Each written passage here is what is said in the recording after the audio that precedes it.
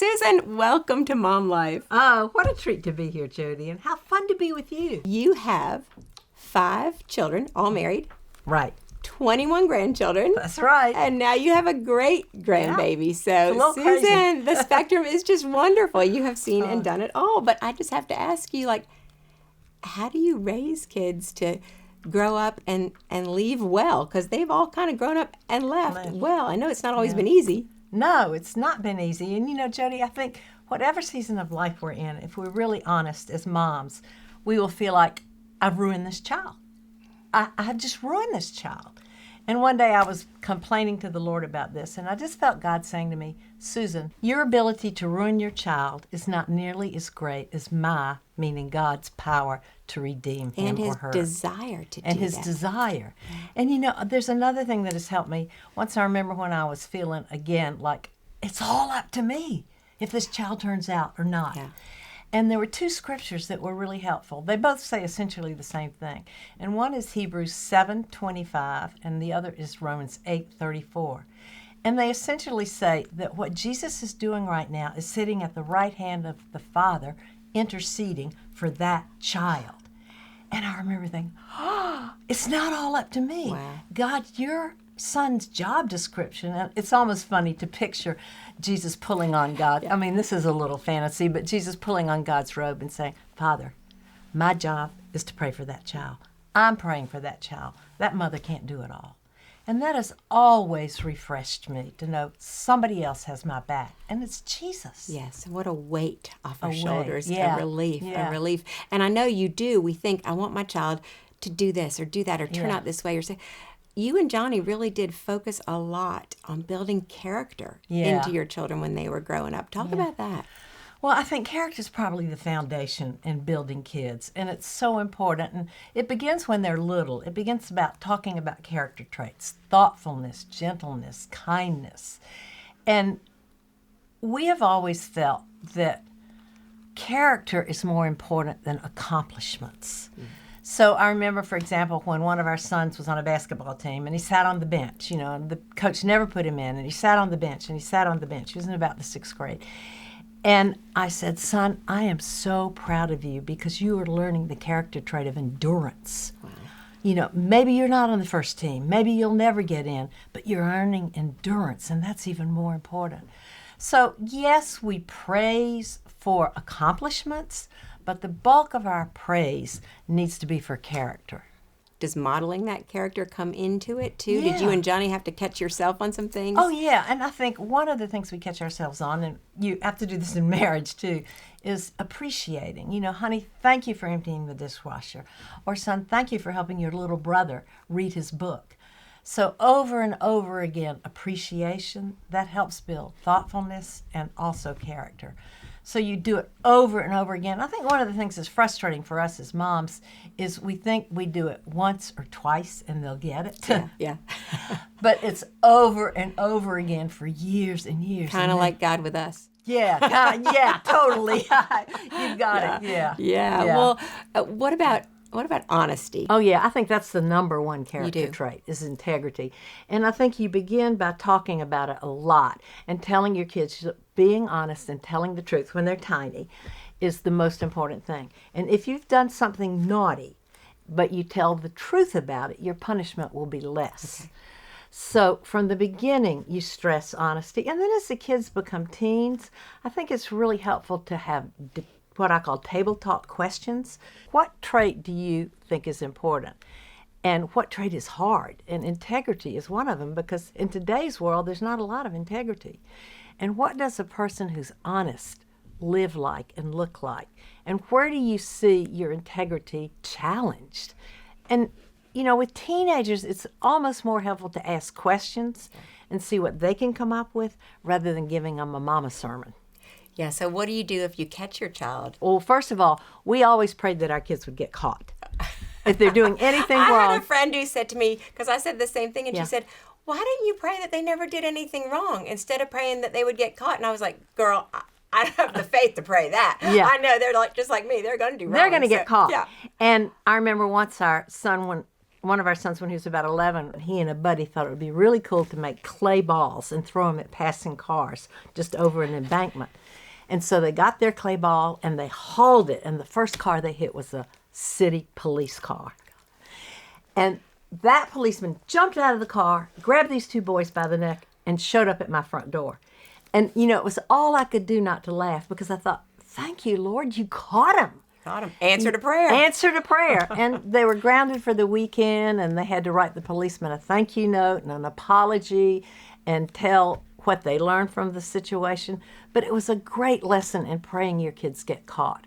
And also remembering that actions have consequences. Yeah. When your kids disobey or are dishonest or do anything they ought not to do, they need to have a consequence. And in today's world, there's a sort of a theme, we just want to keep our kids happy. Yeah. Well, that's not real life. Our kids need to learn that their actions have value or have consequences. So you support them in their punishment, but you don't delete the punishment. Yeah. So pray they get caught. Yeah. Follow through with the consequences. And don't bail them out. Right. Yeah, don't get that out of the way. Oh, Susan, hard words, but good words, I think. I really do. Friends, I want to tell you about another resource from Focus on the Family made especially for parents, Age and Stage. This program provides all the resources you need, tips, tools, articles, blogs. It takes your children from when they're born all the way through adulthood, and all from a biblical perspective. You'll find the link in the description below. Now, back to the show. So, okay, you've got the kids throwing mud balls. Now you are the grandparent, and I imagine it's a little different. Like, what's the difference being a parent versus being a grandparent? And you certainly are wise enough to speak to this with 21 grandchildren. So. Well, one of the things I love about being a grandparent, it's probably my favorite thing, is that when you're the grandparent, your grandkids, as they get through the toddler years, will hear things from you that if it were mom or dad saying to them, they just kind of roll their eyes and say, oh, Mom. But they've basically been taught to respect their elders. And so we can get away with saying things, with asking things, and we don't get the eye roll. And so we have really what I'd call an open mic with our children. And that's a huge benefit to being a grandparent, particularly as they get to the elementary and teenage years. I love teenagers, and that's my favorite age. And it really has been fun to see how we can ask really personal questions and get answers. Yeah, because you do it with joy. Yeah, I know, you really and do. A sense of humor. And I don't want to downplay that. A sense of humor is so crucial in raising our kids. We just sometimes need to laugh and just have a real roar with our children. How are you still cultivating the bonds and keeping in touch? Because not all your kids live near you. How do you maintain the bonds with your adult children? Well, I think the most important thing, when our kids leave home and particularly when they're married, when they marry, our priority is their marriage, not our relationship with them. We need to let go.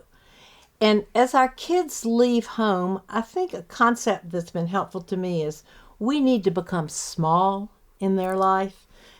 We have always been big in their life, and we need to sort of take a step back and let go and become small. And it's hard because that's not in our DNA. We want to fix, make them happy, control, plan their lives. We can't do that anymore because it's not healthy. And I remember just a very personal example when Allison, our oldest, was married, and she was getting ready to drive very late at night somewhere. And we called her and said, we don't think you should do that. It's not safe. It's dark. It's late. And she said, Mom and Dad, this is not your decision. This is my and Will's decision. And she was absolutely right. We want them to cleave. We need to let go so they can cleave. And so I think it's a transition for us as parents, but we need to make our first priority their marriage if they're getting married. And then if they're going off just to be independent, we just pray like crazy. And one of the things that I have prayed for all of my adult children is that God would give them an older mentor in the city in which they're living who loves Jesus, a same-sex mentor, and who can be their older friend. Because we all need older mentors, just a season ahead of us. Tell me about it. You've been that for me. It's wonderful to have somebody just a half step ahead. Yeah. Really. And I've always had people that are half step ahead of me, too, because what they bring is perspective. We lose perspective. Yeah. Well, I love that when our kids go off, whether they're getting married or, as you say, just, growing up and starting life on their own and making ourselves smaller. Like any practical tips for really how we do that, because you're so right. It's not in our DNA. We want to stay so enmeshed and entwined and in control and all of that. I think one of the things is simply to ask our kids, how can I pray for you these next 2 weeks? Be in touch and be their prayer warriors. It doesn't mean you answer their situations. Yeah. It means you're simply praying for them. And Jodie, that holds true even if your child is not walking with the Lord. Yeah. One of my favorite proverbs is Proverbs 14:26. And it says, whoever fears the Lord has a secure fortress, and for their children it will be a refuge. It doesn't say you will be the refuge for your children. It says your fear or respect of the Lord is a refuge. So even if the child is not walking with the Lord, they value mom and dad praying over and over again. And so that's just an encouragement to ask. Again, as your kids get older and older, the most important thing is to ask. Ask good questions. Ask good questions and listen. That is so good. That is so good. So you talk about having all of your girls, biological children and the in-law children. Right. What would you say to the daughter-in-law who might be watching and thinking, I want that with my mother-in-law, but I don't have that. Like she doesn't treat me like one of hers, Yeah. What would you have any advice there? That's a hard question. I think the bottom line principle is always to assume the best. So if she's not treating you the way you wish she would, assume she just simply doesn't know how. Or she may herself have wounds for her own upbringing. So it's easy for us to assume the worst in a relationship, and it's much more helpful if we assume the best and assume she wants to love me, but she just doesn't know how. And then affirm every little step that she does right. She does one thing. Hey, it meant so much to me that you called me last week. Affirm that. I love that because that really can create that climate where that can grow and take root and flourish. So good. And see, that's what you're so right about. You want to create that kind of a climate. Yeah, wonderful. Well, speaking of creating climates, you are a prayer warrior. You have prayed for your kids. You've prayed for your grandkids. But honestly, Susan, if I had 5 children and 5 in-law children and 21 grandkids and another great-grandbaby, I would probably be like, God, I don't know how I'm even going to feed my husband because I just don't even know how to find the time to pray. How do you break it down? What's your prayer strategy? Well, what I did a few years ago is I just went to the store and bought an old notebook and just made labels for 5 days of the week. This is our family. And each day I focus on a different theme. Had to get a big notebook to fit the family picture on, I see. So each day is a different theme. So that gives us a clear focus for how to pray for our children, which is really helpful. And what does that do for your relationship? Because not living close to all these grandchildren, I bet that makes you feel connected. It does. It makes me feel a lot more connected. And then we'll update through the year. Well, how is this child doing with needing a friend? I've been praying for 3 years for God to provide a close friend for one of my grandchildren. But one of the things that helps me to remember, Jodie, is God is working while we're waiting. And so often we want to see instant answers to our prayers. But we need to remember that God's working, even if we can't see it. Much like in the wintertime, and there's snow on the ground, and you can't see what He's doing underground. But while we're looking at barrenness, He's preparing a beauty that's going to burst forth in the right time. So God's always working while we're waiting. Yeah, that is such a comfort for somebody who's been praying about something and has not yet seen the result. I liken it to kind of financial planning. You might make an investment and you check the next day to see if it paid off. Right. We know to give that time to work. Why don't we do the same thing for God? Because He might be shaping our desires even as He is working to answer the prayers. Yeah, and that's shaping very our good. prayers. That's a great analogy with the finances. And maybe with a word of hope to somebody who's maybe a single mom and doesn't have all that, or maybe they don't have a lot of cousins and they don't have this big family, because you make it look so fun. It looks like a big party because there's all these kids. But to the smaller family or the family that, again, doesn't have 2 parents, how can that same kind of family strength be there? Well, I think the important thing there is friends. If you're a single mom, you want to partner with another family that has kids that match yours, that is really lovely if it's a two-parent family, so that your kids are exposed to a strong marriage. But that's why we need friends. Yeah. Girls need girlfriends, and guys need guy friends. Nothing is impossible for God, Jodie. One of our favorite verses that you and I share is from Luke 1:37. For nothing is impossible for God. God can build any family. Amen. Amen. Well, Susan, when I look at you, a verse that comes to mind and one that I want all of us to hold on to is Isaiah 44:3. That's where God says, I will pour out my spirit on your descendants and my blessing on your children. And God sure has poured out his spirit on your descendants, his blessing on your children. And here at Mom Life, that is what we want him to do for all of us, to pour his spirit out on our families, his blessing on our descendants and on our children. And Susan, thank you so much for sharing your wisdom with us. I feel like we could talk for hours and hours and just pick up the pearls that drop from your mouth. So it's wonderful. But if you would like to know more, if you would like to pray with us, we have a collection of specially chosen prayers about these very things, about building strong families. Just click the link in the description below. Click it. Pray with us. Know that God is for you. He's the God of family. Whether your family is just you and your child, or you and your husband and your 2 kids, or you're like Susan with 17 million people all around you all the time, God sees it, he knows it, and he's got good purposes to accomplish in you and through you. Thank you so much for being with us here today at Mom Life, and we'll see you next time.